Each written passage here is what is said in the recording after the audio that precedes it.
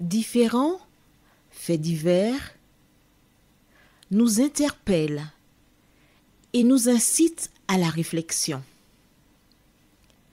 Ils annoncent un événement imminent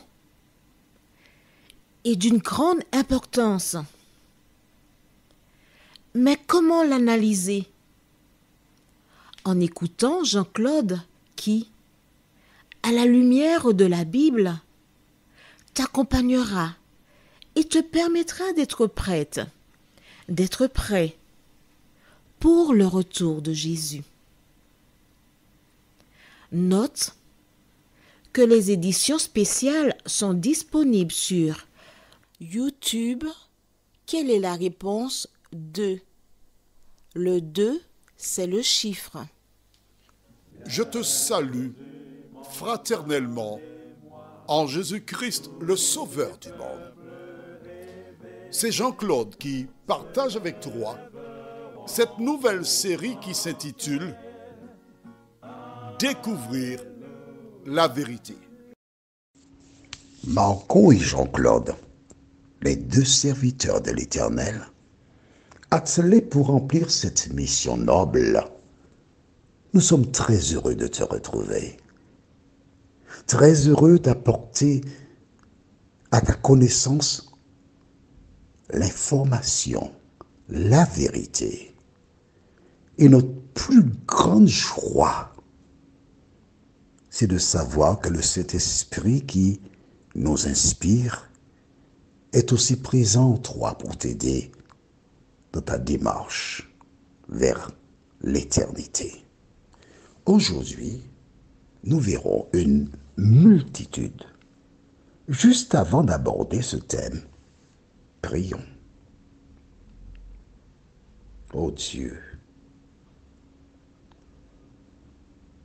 éternel, nous voici devant toi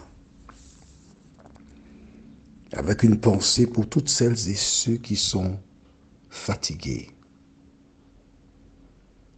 qui sont dans le deuil, qui ont perdu quelqu'un et qui ont encore des difficultés à se relever. Seigneur, merci pour ta présence. Merci, en ton temps, non seulement de sécher les larmes, mais d'apporter la paix, la sérénité, l'espérance et l'assurance qu'un jour, si nous persévérons, nous te verrons face à face. Tandis que nous nous apprêtons à ouvrir le livre, cet esprit, merci de nous vider, afin de nous remplir de la vérité. Que ta paix et ta grâce nous accompagnent, et qu'au terme de l'étude, nous puissions prendre des dispositions et marcher selon la parole, nous t'en prions. Au nom de Jésus et pour ta gloire éternelle. Amen. Rappelle-toi, nous avons vu précédemment que Dieu demanda à Moïse de faire un changement dans le calendrier tel qu'il était connu. Et que le peuple de Dieu devait avoir un calendrier particulier, parce qu'il est différent. Et ce qui fait la différence, c'est que le peuple commençait une nouvelle vie en prenant Jésus, son sang, qu'il plaçait sur les poteaux et les linteaux de leur maison. Donc toutes les personnes qui étaient dans la maison étaient censées croire en Dieu. Ce n'était pas suffisant d'être dans la maison. Il fallait qu'on soit d'accord. Il fallait qu'on remplisse les conditions bibliques, entre guillemets. La Bible n'existait pas, mais biblique, c'est-à-dire la connaissance qu'on avait de Dieu. Et chacun devait sonder son cœur et prendre position pour l'obéissance à la parole. Mettre le sang de l'animal qui a été tué, le rôtir, passer au feu. Aux Antilles, on pourrait appeler ça un michoui. C'est comme ça qu'ils appellent ça là-bas. Et consommer la viande. Ensuite, lisons ce qui devait se passer. Les versets 9 à 16.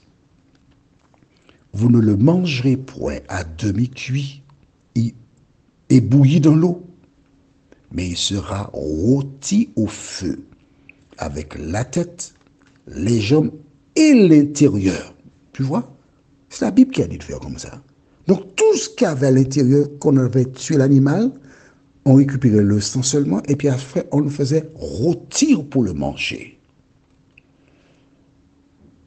Vous n'en laisserez rien jusqu'au matin. Et s'il en reste quelque chose, le matin, vous le brûlerez au feu. Quand vous le mangerez, vous aurez vos reins sains, c'est-à-dire attachés, vos souliers aux pieds et votre bâton à la main. Et vous le mangerez à la hâte. C'est la Pâque de qui? De l'Éternel. Ah, c'est ça la Pâque, oui. Eh bien, je ne savais pas, hein. C'est ce que toi tu dis. Moi, je savais déjà, hein, parce que je lis ma Bible chaque année. Et je t'invite à faire ainsi. La Pâque, ce n'est pas manger du chocolat. Mais non. Vois-tu, toutes les fois que Dieu donne quelque chose, le diable donne quelque chose qui s'oppose au plan de Dieu. La Pâque, ce n'est pas manger du riz avec du crabe, avec du colombo. C'est pas ça la Pâque, non? C'est pas ça la Pâque. Et si des personnes te disent que c'est ça la Pâque, si des personnes t'encouragent à manger ainsi et te font croire que c'est la Pâque, sache qu'ils sont des agents de Satan. C'est ce que dit la Bible concernant la Pâque. Je peux rien te dire d'autre. C'est ce qui manquait dans la Bible. Et qu'est-ce qui se passera après? Puisque Dieu a annoncé, voici ce qui se passera. Verset 12. Cette nuit-là, je passerai dans le pays d'Égypte et je frapperai tous les premiers-nés du pays d'Égypte, depuis les hommes jusqu'aux animaux, et j'extercerai des jugements contre tous les dieux de l'Égypte. Je suis l'Éternel. Le sang vous servira de signe sur les maisons où vous serez. Je verrai le sang et je passerai par-dessus vous, et il n'y aura point de plaie qui vous détruise quand je frapperai le pays d'Égypte. Vous conserverez le souvenir de ce jour et vous le célébrerez par une fête en l'honneur de l'Éternel.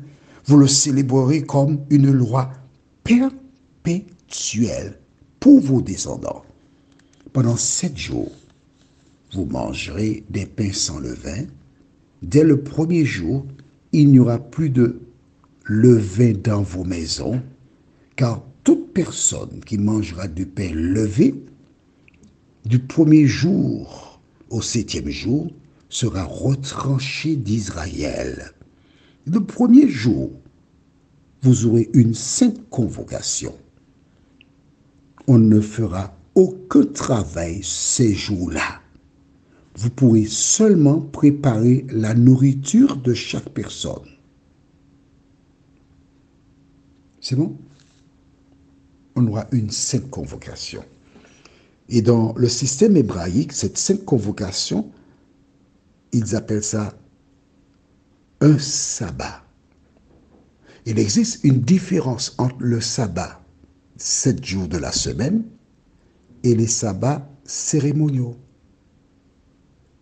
Toutes les fois qu'il y avait des convocations pour une fête quelconque, c'était un sabbat.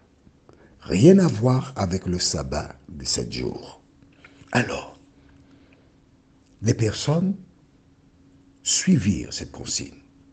Mais il y a une chose importante que tu dois savoir. Et c'est magnifique. Au même chapitre 12, nous lisons les versets 37 à 41. Les enfants d'Israël partirent de Ramsès pour Sukkot au nombre d'environ 600 000 hommes de pied, sans les enfants, et bien sûr les femmes, les vieillards. On parlait plutôt de combattants. D'accord?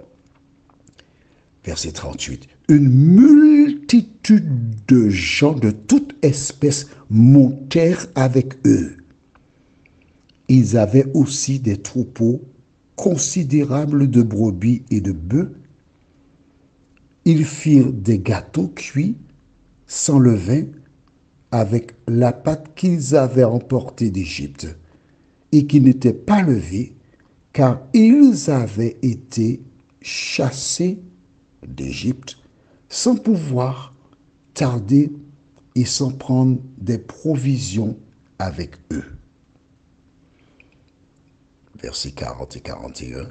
Le séjour des enfants d'Israël en Égypte fut de 430 ans, et au bout de 430 ans, le jour même, toutes les armées de l'Éternel sortirent du pays d'Égypte. Là maintenant, je t'explique ce que nous venons de lire. Lorsque Dieu a bâti la première plaie, certaines personnes qui n'étaient pas des Hébreux se posaient des questions.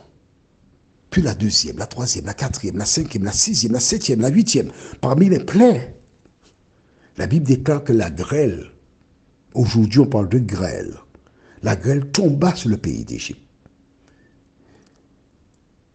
Sur tous les lieux où se trouvaient les Égyptiens, la grêle fit des ravages. Mais là où se trouvaient les Hébreux, il n'y a pas eu de grêle. Donc forcément des Égyptiens, des Macédoniens et autres qui habitaient là, quand ils ont vu ça, ils se sont posé des questions de comment est-ce possible?